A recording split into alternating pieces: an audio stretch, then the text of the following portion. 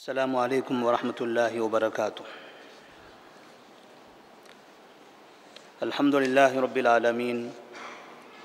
والصلاة والسلام وعلى آلہ وصحبہ اجمعین ومن تبعہم بإحسان إلی یوم الدین، اما بعد۔ نبی کریم صلی اللہ علیہ وسلم کی سیرت کے اس سلسلے دروس میں آج کے درس کا عنوان ہوگا عمرہ کرنے کے لیے نبی کریم صلی اللہ علیہ وسلم کی مکہ کی جانب روانگی۔ آپ صلی اللہ علیہ وسلم نے ہجرت کے بعد تقریباً 7 سال کا عرصہ گزار دیا مدینہ منورہ میں، اور جنگ بدر سے لے کر سن 7 ہجری میں جو آخری بڑی جنگ تھی، جنگ خیبر، یہ تمام جنگوں میں اللہ تبارک و تعالیٰ نے الگ الگ اعتبار سے آپ کو کامیابی عطا فرمائی۔ جتنے بھی اسلام مخالفین تھے،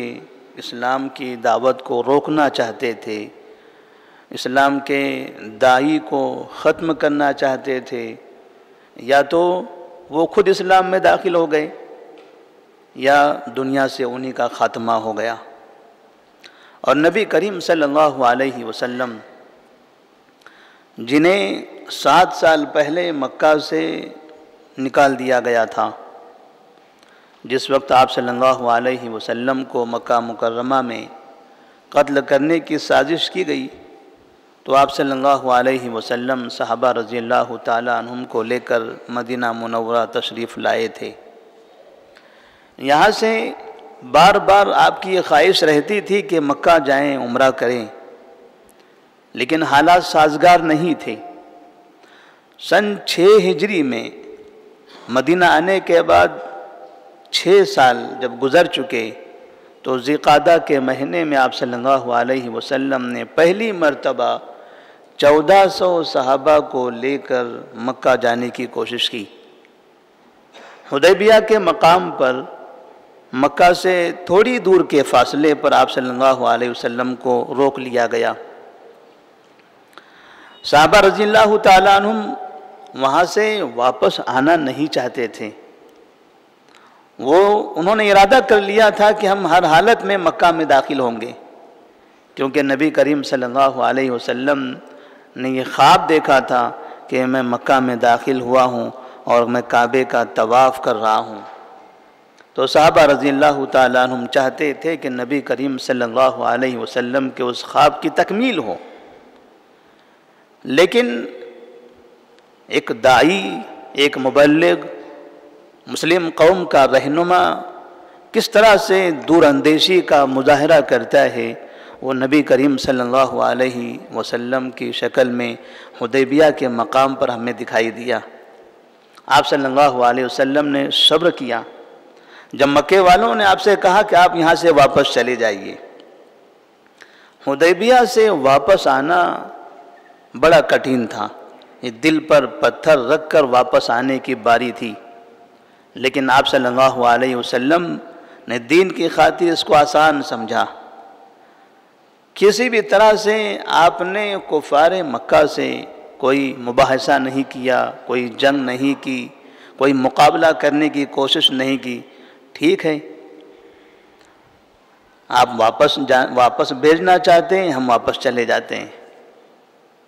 لیکن چونکہ اس معاہدے میں یہ بات طے ہو رہی تھی کہ اس سال واپس جائیں گے، آئندہ سال آئیں گے، نبی نے فرمایا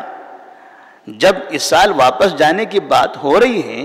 تو آئندہ سال امن کے ساتھ داخل ہونے کی بھی تو بات ہو رہی ہے۔ ایسا نہیں کہ صرف واپس کیا جا رہا ہے، بلکہ اس سال کے بدلے میں آئندہ سال کی اجازت دی جا رہی ہے، اور اجازت دینے کا مطلب یہ ہوا کہ جب ہم مکہ میں داخل ہوں گے تو مکہ میں ہمارا استقبال کیا جائے گا۔ مکہ والے کسی بھی صورت میں ہمارے ساتھ غداری نہیں کریں گے، کیونکہ آپ صلی اللہ علیہ وسلم اسی قوم کے تھے، اور عرب میں امانت داری، وعدوں کی پاسداری، معاہدے کی تکمیل یہ معروف تھی، چاہے وہ آدمی مشرک ہو، کافر ہو، بت پرست ہو اور شراب نوشی کرنے کا عادی ہو، کسی بھی طرح کا برائیوں میں مبتلا ہو، لیکن اگر کسی سے اس نے معاہدہ کر لیا، کوئی وعدہ کر لیا، تو ایسی صورت میں کبھی وہ وعدوں کی خلاف ورزی نہیں کیا کرتے تھے۔ تو نبی کریم صلی اللہ علیہ وسلم سمجھتے تھے، لہذا آپ صلی اللہ علیہ وسلم نے صحابہ رضی اللہ تعالیٰ عنہم سے کہا چلیے واپس چلتے ہیں۔ آپ صلی اللہ علیہ وسلم ذی القعدہ کے مہینے میں سن 6 ہجری میں مکہ میں داخل ہونا چاہتے تھے، حدیبیہ سے واپس آ گئے، چونکہ 1 سال کا معاہدہ تھا کہ اس سال نہیں آئندہ سال۔ عمرہ تو کبھی بھی کیا جا سکتا ہے، حج کے لیے 1 سال کا فاصلہ ہوتا ہے، عمرے کے لیے سال کا فاصلہ نہیں ہوتا۔ 1 دن 2 دن کے بعد، 1 مہینے کے بعد، 2 مہینے کے بعد، 3 مہینے کے بعد ایسی مہلت دی جا سکتی تھی، لیکن انہوں نے مکمل سال کا وعدہ کیا۔ آپ صلی اللہ علیہ وسلم نے سوچا ہم تو اس قوم کو دعوت دینے کے لیے آئے ہوئے ہیں، اگر ہمارا کام آسانی سے ہو جاتا ہے تب ہمیں کوئی مسئلہ نہیں ہے، اور یہ شرط قبول کر لینے میں ہماری بہت بڑی جیت ہے۔ لوگوں کو لگتا ہے کہ شاید ہم دب رہے ہیں، ہم ڈر رہے ہیں، اور سامنے والوں کو لگ رہا ہے کہ ہم ڈرا رہے ہیں، ہم بازی لے جا رہے ہیں، لیکن انہیں نہیں پتہ ہے کہ وہ سب ہار رہے ہیں، وہ سب ہار رہے ہیں، اپنی ہار تسلیم کر رہے ہیں، کیونکہ اس معاہدے میں یہ بات طے ہو رہی تھی کہ یہاں سے لے کر آئندہ 10 سال تک ہم آپس میں جنگ نہیں کریں گے۔ تو جنگ نہ کرنے کا وعدہ، یہ معاہدہ، یہ نبی کریم صلی اللہ علیہ وسلم کی بہت بڑی کامیابی تھی۔ مکہ میں داخل نہ ہونا یہ اتنا بڑا نقصان نہیں تھا، لیکن 10 سال کی جنگ بندی کا معاہدہ، اس کا مطلب یہ ہوا کہ مکہ بھی فتح ہو گیا، خیبر بھی فتح ہو گیا، مدینے کے اطراف میں جہاں جہاں مشرکین موجود ہیں اب یہ سب مغلوب ہو جائیں گے، کسی کے پاس کوئی طاقت نہیں رہے گی، اس لیے کہ تمام دشمنوں کے پاس طاقت بھیجنے والے لوگ یہی مکہ والے تھے۔ جب انہوں نے یہ معاہدہ کر لیا کہ ہم آپ سے 10 سال تک جنگ نہیں کریں گے، نہ آپ کے دشمنوں کا ساتھ دیں گے، مطلب یہ ہوا کہ مکہ والے بھی پست ہو گئے، اور مدینہ کے اطراف میں جتنی قومیں ہیں، خیبر کے یہودی بھی، اور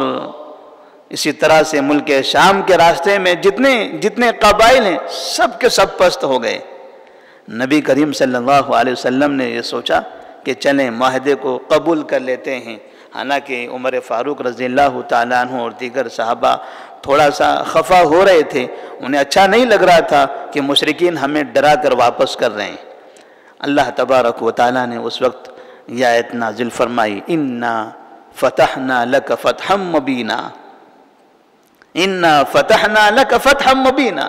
اے نبی ہم نے آپ کے لیے بہت بڑی فتح لکھ رکھی ہے۔ یہ سمجھے کہ اب آپ نے فتح کر لیا۔ کیا فتح ہوئی؟ اس کے بعد خیبر فتح ہوا، اس کے بعد مکہ فتح ہوا، اس کے بعد طائف فتح ہوا، اس کے بعد تبوک فتح ہوا، جتنے علاقے تھے سارے کے سارے علاقے فتح ہو گئے، اور کسی بھی علاقے میں اب مسلمانوں کو آنکھ دکھانے والا، اسلام کی دعوت کو روکنے والا باقی نہیں رہ گیا۔ آپ صلی اللہ علیہ وسلم وعدے کے مطابق آئندہ سال سن 7 ہجری میں پھر دوبارہ عمرے کے لیے نکل پڑتے ہیں، چونکہ 1 سال کا وعدہ تھا۔ سن 6 ہجری ذی القعدہ میں واپس آ گئے تھے، اب سن 7 ہجری ذی القعدہ میں آپ نے مدینہ میں اعلان کر دیا کہ 1 سال پورا ہو چکا ہے، چلیے عمرہ کرنے کے لیے نکل پڑتے ہیں۔ اب یہ 1 سال کے درمیان سن 6 ہجری ذی القعدہ سے لے کر سن 7 ہجری ذی القعدہ کے درمیان میں خیبر مکمل آزاد ہو گیا، مکمل مسلمانوں کے ہاتھوں میں آ گیا تھا، بنو غطفان کا علاقہ مسلمانوں کے ہاتھوں میں آ گیا تھا، اطراف کے سارے علاقے فتح ہو گئے تھے، اور اب مسلمان جب مکہ میں داخل ہوں گے تو پیچھے مدینہ میں اب کسی کا ڈر نہیں ہوگا کہ ہم مکہ جا رہے ہیں اتنے لمبے فاصلے پر،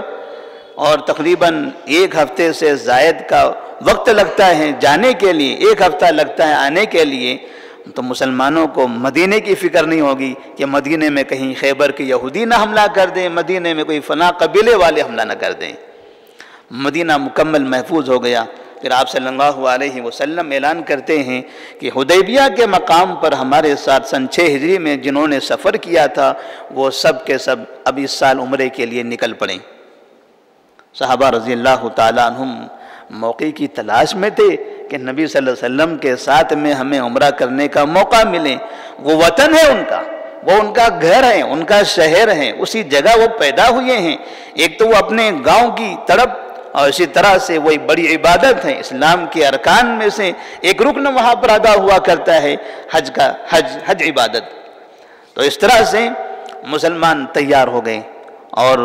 تقریباً حدیبیہ کے مقام پر صلح حدیبیہ میں جتنے صحابہ تھے سب کے سب یہاں حاضر ہو گئے۔ ساتھ میں کچھ ایسے صحابہ تھے جو 1 سال کے درمیان میں شہید ہو گئے تھے یا ان کا انتقال ہو گیا تھا، اب وہ تو نہیں آ سکے۔ اب کچھ دوسرے صحابہ تھے، انہوں نے اجازت مانگی، یا رسول اللہ صلی اللہ علیہ وسلم ہم حدیبیہ کے مقام پر آپ کے ساتھ نہیں تھے، آپ اجازت دیں تو اب آ جائیں۔ آپ نے کہا چلیے۔ تو تقریباً 2000 صحابہ تیار ہوئے، پھر عورتیں تھیں، بچے تھے، یہ ان کے علاوہ آپ صلی اللہ علیہ وسلم ان سب کو لے کر مکہ مکرمہ کی طرف نکل پڑے۔ ذوالحلیفہ جو مقام ہے، مدینہ سے جب مکہ کی طرف جاتے ہیں تو میقات ذوالحلیفہ ہے، میقات ذوالحلیفہ میں آپ نے احرام باندھا، صحابہ رضی اللہ تعالیٰ عنہم نے بھی احرام باندھا۔ لبیک اللہم لبیک لبیک لا شریک لک لبیک ان الحمد والنعمت لک والملک لا شریک لک، یہ تلبیہ پکارتے ہوئے اب مدینے سے لے کر مکہ تک کا سارا راستہ گونج رہا ہے۔ آپ صلی اللہ علیہ وسلم جاتے ہوئے صحابہ رضی اللہ تعالیٰ عنہم سے کہتے ہیں کہ مشرک تو مشرک ہوتا ہے، کہیں ایسا نہ ہو کہ ہم عمرے کی نیت سے جائیں اور وہاں جانے کے بعد وہ ہمیں دھوکہ دے دیں۔ وعدہ تو کیا ہے انہوں نے کہ آئندہ سال ہم آ سکتے ہیں، کسی طرح سے ہمیں روکا نہیں جائے گا۔ تو چونکہ بہت دور کا فاصلہ ہے، وہاں سے واپس آیا بھی نہیں جا سکتا جلدی سے، لہذا اتنے لمبے فاصلے پر جب ہم جا رہے ہیں تو تیاری بھی کر لیں۔ نیت ہماری وہاں جا کر کسی طرح سے کوئی لڑائی کرنا نہیں ہے، لیکن اگر سامنے والے دھوکہ دے دے تو ہمیں تیاری تو ہونی چاہیے تاکہ اپنے آپ کی حفاظت کر سکیں۔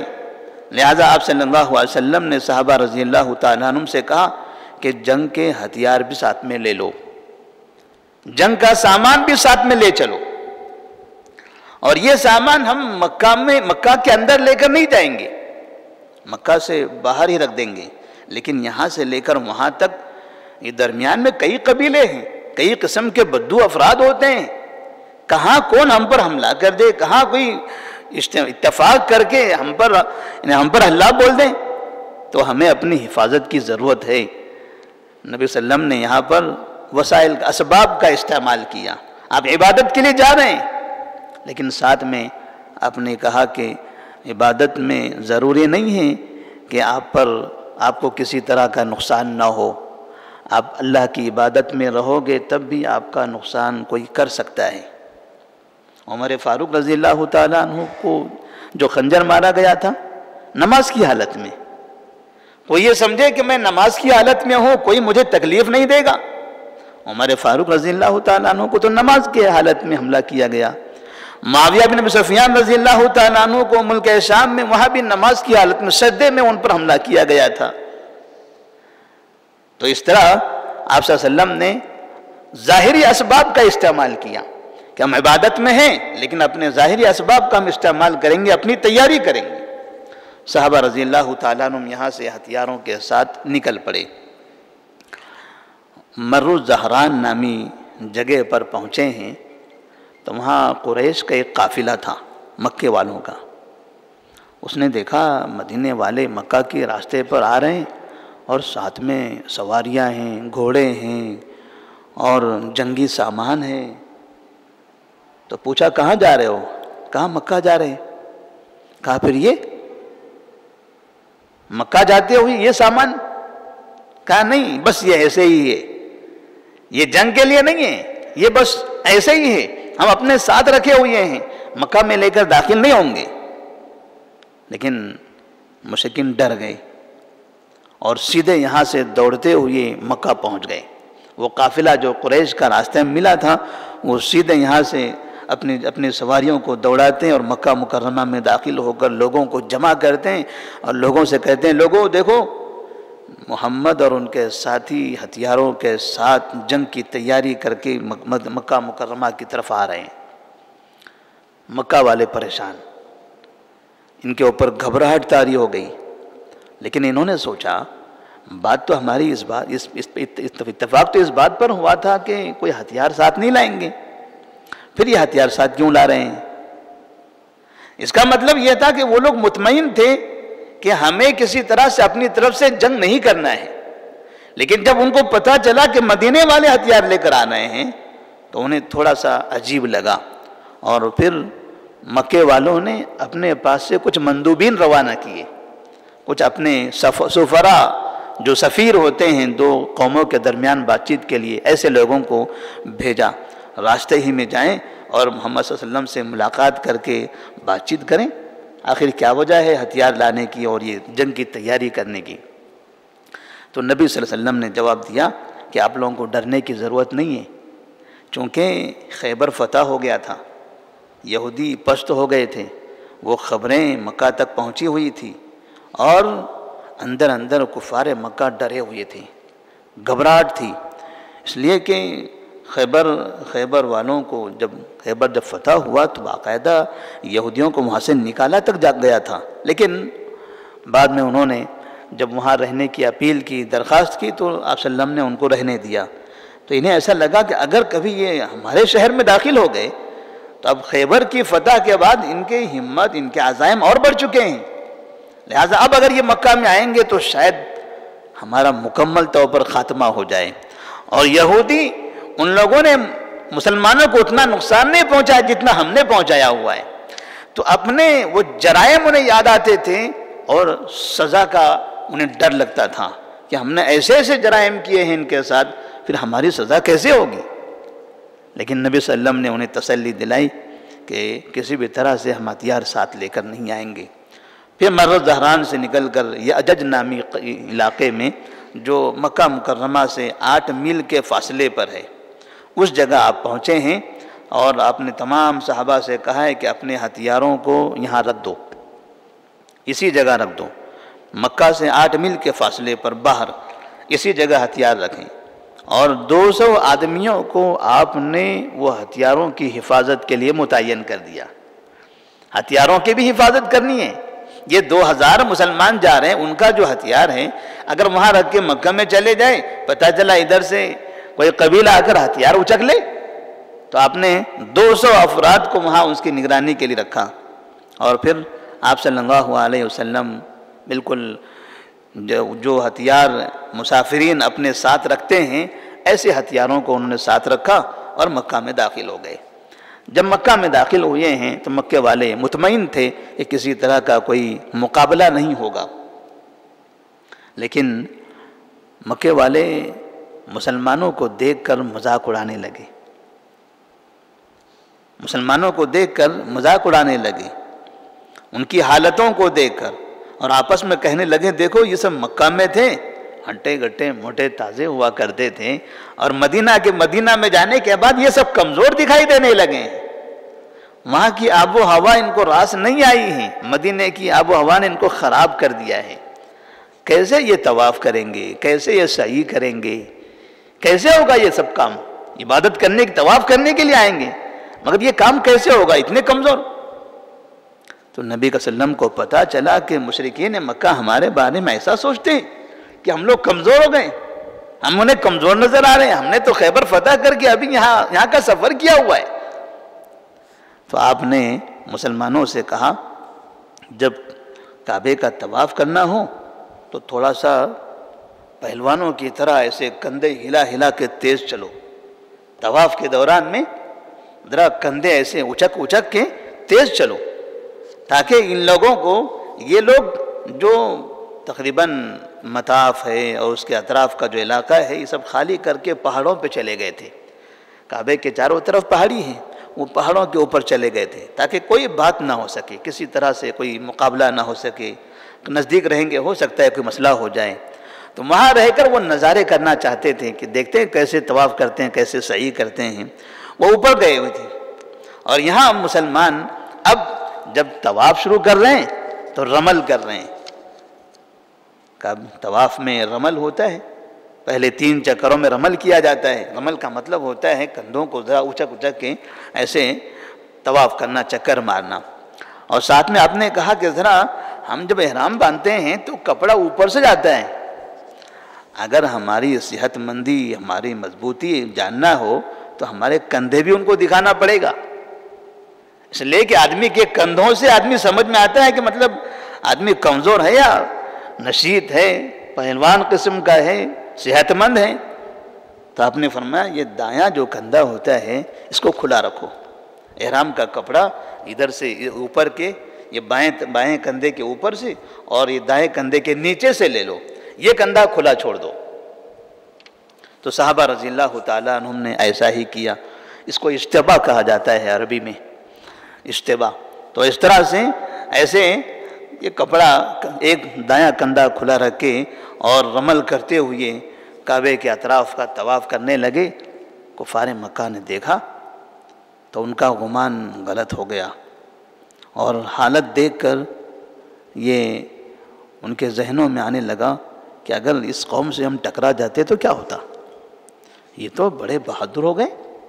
ہم نے تو سمجھا یہ کمزور ہو گئے ہوں گے، یہ بیمار ہو چکے ہوں گے، دبلے پتلے ہو گئے ہوں گے، لیکن یہاں تو یہ اور زیادہ بہادر دکھائی دے رہے ہیں۔ اور ساتھ میں آپ نے یہ فرمایا کہ جب رمل کرتے ہیں تو رکن یمانی اور حجر اسود کے درمیان کا جو فاصلہ ہے یہاں آہستہ چلو، کیونکہ یہاں سے وہاں تک مکمل چلتے چلتے ہو سکتا ہے تھکاوٹ ہو جائے، تو یہاں درمیان میں آہستہ چلو، کیونکہ ادھر آ جاؤ گے تو کفار مکہ اس سمت میں بیٹھے ہوئے ہیں، ہم کعبے کے جب اس سمت میں آ جائیں گے تو ہم انہیں دکھائی نہیں دیں گے،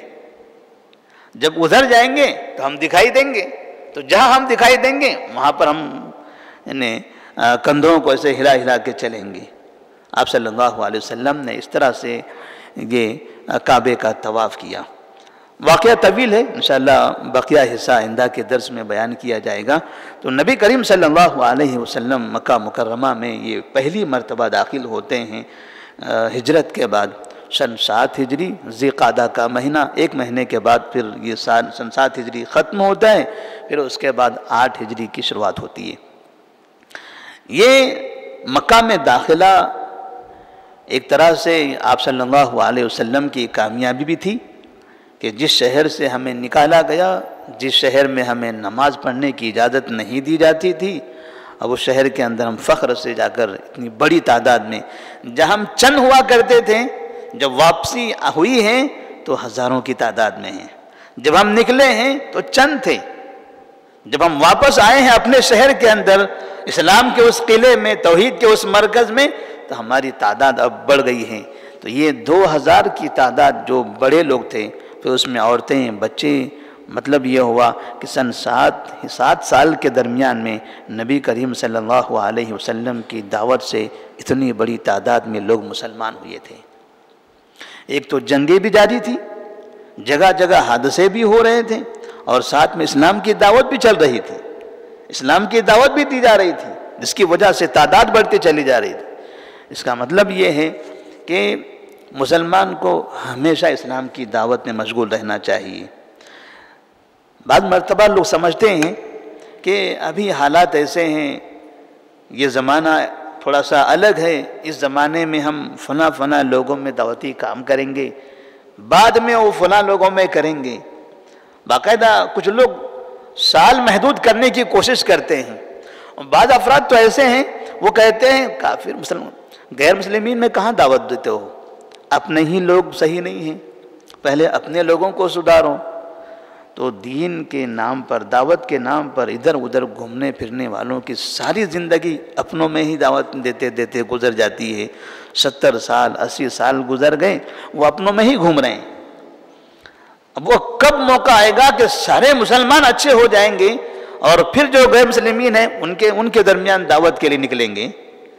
تو کوئی وقت متعین نہیں ہے، مسلمانوں کو اپنے لوگوں کی بھی اصلاح کرنی ہے اور غیر مسلمین کے درمیان میں بھی دعوتی کام کرنا ہے۔ اللہ تبارک و تعالیٰ سے دعا ہے کہ اللہ تبارک و تعالیٰ ہمیں اس میں کامیابی عطا فرمائے، غیر مسلمین میں دعوت کے لیے ہمیں مواقع عطا فرمائے۔ وآخر دعوانا الحمدللہ رب العالمین، والسلام علیکم ورحمۃ اللہ وبرکاتہ۔